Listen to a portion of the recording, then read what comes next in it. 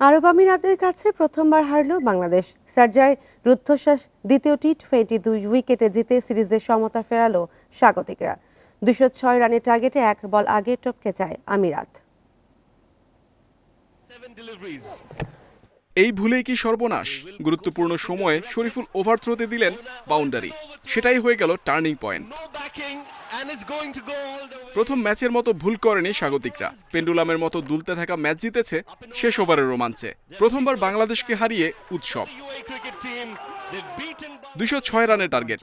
আরব আমিরাত শুরুতেই চাপে পড়ত, কিন্তু শরীফুলের প্রথম বলে স্লিপে ক্যাচ মিস হয়।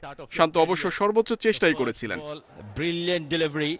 এরপর স্বাগতিক ওপেনারদের তাণ্ডব, তাতে হাঁসফাঁস অবস্থা টাইগার বোলারদের। অভিষিক্ত নাহিদের ওপর প্রত্যাশা ছিল, উল্টো হতাশ করেন। আমিরাতের 100 পার হয় 9 ওভার 2 বলে। ওয়াসিমের 50 25 বলে। ব্রেক থ্রু একাদশ ওভারে তানভীর ভাঙেন 107 রানের জুটি। জোহাই ফেরেন 38 করে। ওয়াসিমের তাণ্ডব থামে 82 রানে।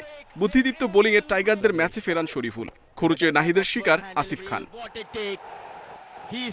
ম্যাচের নিয়ন্ত্রণ নিলেও শরীফুলের ভুল তানজিমের নিয়ন্ত্রণহীন বোলিংয়ের সুযোগ নিয়ে সিরিজে সমতা ফেরালো আমিরাত। এর আগে 4 পরিবর্তন নিয়ে টস হেরে ব্যাটিংয়ে নামে বাংলাদেশ। ইমনের চোটে ওপেনিংয়ে নেমে সাবধানী লিটন। তানজিদের উড়ন্ত শুরু। টি-20তে উদ্বোধনী জুটিতে প্রায় 1 বছর ও 14 ইনিংস পর 50। এর মাঝে 10 রানে জীবনও পান লিটন। 7-4 ও 3 ছক্কায় 25 বলে 50 তানজিদের। এরপরই ছন্দপতন। সগির খানের শিকার হয়ে ফেরেন 59, ভাঙে 90 রানের জুটি। লিটনের সংগ্রাম থামে 40 রানে। হৃদয়ের ঝোড়ো 45, সাথে জাকেরের 18 রানের ক্যামিওতে টাইগারদের বোর্ডে 5 উইকেটে 205। 26 মাস পর আগে ব্যাট করে 200+ স্কোর বাংলাদেশের।